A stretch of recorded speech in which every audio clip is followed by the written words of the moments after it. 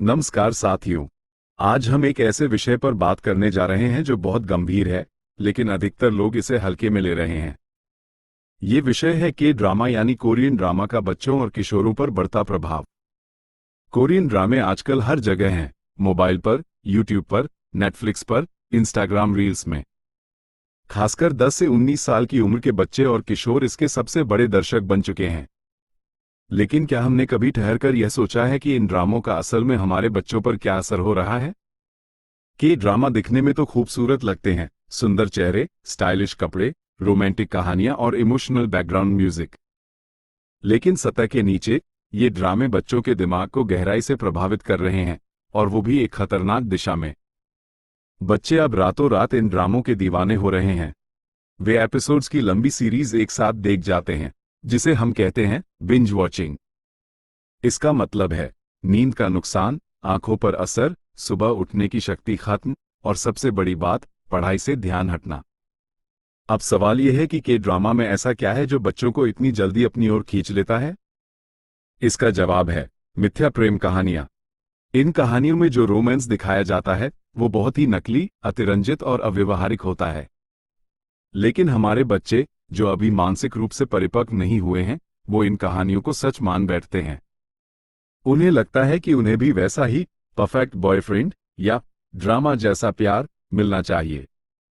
और जब हकीकत में ऐसा नहीं होता, तो वो निराशा, चिड़चिड़ेपन, गुस्से और डिप्रेशन में चले जाते हैं। ये उम्र जहां उन्हें अपने भविष्य की नींव रखनी चाहिए, वहां वो झूठे प्यार के सपनों में खो जाते हैं। कई माता पिता अब शिकायत करने लगे हैं कि उनका बच्चा पढ़ाई में ध्यान नहीं देता, अकेले कमरे में रहता है, हर समय फोन में लगा रहता है, बात बात पर चिढ़ जाता है और रात रात भर जागता है। ये सब के ड्रामा एडिक्शन के लक्षण हैं। इसका सबसे बड़ा नुकसान यह है कि बच्चे अर्ली एडोलेसेंस यानी समय से पहले शारीरिक और मानसिक परिपक्वता की ओर बढ़ते हैं, जिसका असर उनके स्वास्थ्य, मानसिक संतुलन और सामाजिक व्यवहार पर पड़ता है। के ड्रामा के जरिए बच्चों के मन में फैंटेसी वर्ल्ड बनता है, एक ऐसा झूठा संसार जो हकीकत से बहुत दूर है। वे सोचते हैं कि स्कूल में भी कोई हीरो आएगा, कोई राजकुमार उन्हें दिल देगा, और फिर सब कुछ फिल्म जैसा हो जाएगा। लेकिन जब हकीकत इसके बिल्कुल उलट होती है, तो बच्चे अपने जीवन से असंतुष्ट हो जाते हैं। उन्हें अपना परिवार बोरिंग लगने लगता है, पढ़ाई बेमतलब लगती है, और दोस्ती का असली मतलब खो जाता है। ये सिर्फ समय की बर्बादी नहीं है, ये बच्चों के मूल्यबोध, वैल्यू सिस्टम को भी नष्ट कर रहा है। ये ड्रामे ना तो जीवन की सच्चाई दिखाते हैं, ना ही कोई गहरी शिक्षा देते हैं। अधिकतर के ड्रामाज में जिम्मेदारी, संघर्ष या आत्मनिर्भरता जैसी बातों को नहीं दिखाया जाता, बल्कि सिर्फ दिखावे का रोमांस, स्टाइल और इमोशनल चालाकी होती है। मैं सभी माता पिता से हाथ जोड़कर अनुरोध करता हूं, कृपया अपने बच्चों पर ध्यान दें। उन्हें केवल खाना और स्कूल भेजना ही पालन पोषण नहीं होता, उनकी मानसिक खुराक भी आपको ही देनी है। अगर आप नहीं जानेंगे कि वो क्या देख रहे हैं, क्या सोच रहे हैं, तो देर हो जाएगी। बच्चों को के ड्रामा जैसे निरर्थक और भ्रामक कंटेंट से दूर रखें। और बच्चों से भी कहना चाहता हूं, दोस्तों, जिंदगी के ड्रामा नहीं है।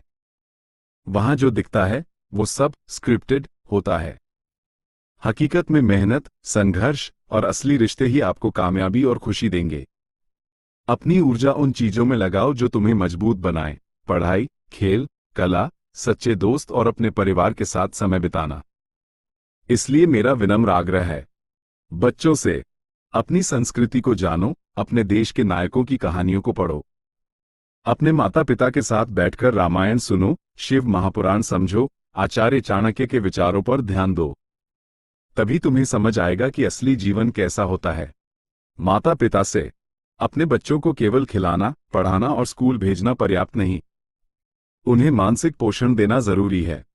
मोबाइल हाथ में देने से पहले ये देखिए कि वो क्या देख रहे हैं। उन्हें के ड्रामा नहीं, जीवन का सत्य समझाइए।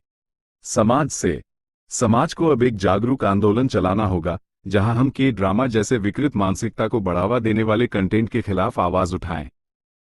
हमें अपने बच्चों को ज्ञान, अनुशासन और आत्मचिंतन की ओर मोड़ना होगा। के ड्रामा देखने का समय अगर सही दिशा में लगाया जाए, तो आप अपने जीवन का नायक खुद बन सकते हैं। याद रखिए, स्क्रीन के हीरो बनाना आसान है, लेकिन असली जिंदगी के हीरो वही बनते हैं जो समय की कद्र करते हैं और सच्चाई में जीते हैं। धन्यवाद।